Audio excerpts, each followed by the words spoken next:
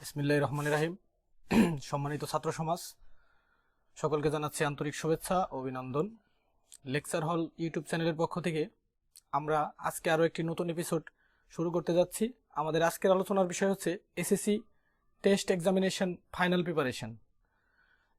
আপনারা জানেন সামনেই অক্টোবর মাসে শুরু হতে যাচ্ছে আমাদের টেস্ট এক্সামিনেশন, যেটার বোর্ড ফাইনাল এক্সামিনেশন হবে 2020-তে।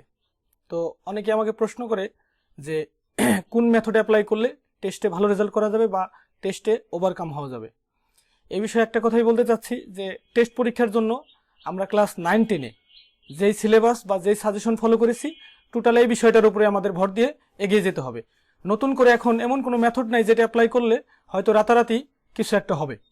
এমন কোনো নতুন কোনো আইটেমও নেই যেটা ইন্ডিকেট করলে সে ভালো একটা স্মার্ট রেজাল্ট করতে পারবে। আমি একটা কথাই বলবো যে গভর্নমেন্ট কর্তৃক যে বইগুলো আমাদেরকে দিয়েছে, যেটাকে আমরা বলি গভর্নমেন্ট টেক্সট, এই বইটা যদি কেউ টোটালি ফলো করে এবং ভালো করে এই বইটার উপরে একটু সময় দেয়, রিড আউট করে, অবশ্যই সে শাইন করতে পারবে। ইভেন যে যেখানেই ক্লাস করেন বা লেকচার শুনেন বা টিচ নেন, সেখান থেকেই যেই স্যাররা যেটাকে ইন্ডিকেট করবে সেই বিষয়গুলো লক্ষ্য করলে এবং পাশাপাশি আরও কিছু এক্সট্রা লক্ষ্য করলেই ভালো একটা স্মার্ট রেজাল্ট হওয়ার একটা অপশন আছে। অতএব নতুন করে আর কোনো বই অথবা নতুন করে আরও কোনো লেকচার, আরও কোনো টিউশন নেওয়ার কোনো স্কোপ নেই। তো এই পর্যন্ত যাই বললাম, হয়তো আমার এই ইনফরমেশনের মধ্যে ল্যাকিংস থাকতে পারে বা আমার এই ইনফরমেশন কারো কারেক্ট নাও হতে পারে, কারো ভালো নাও লাগতে পারে। যদি কারো এর চেয়ে ভালো ইনফরমেশন কারো কাছে থাকে, অবশ্যই আমাদেরকে এটা প্রোভাইড করবেন।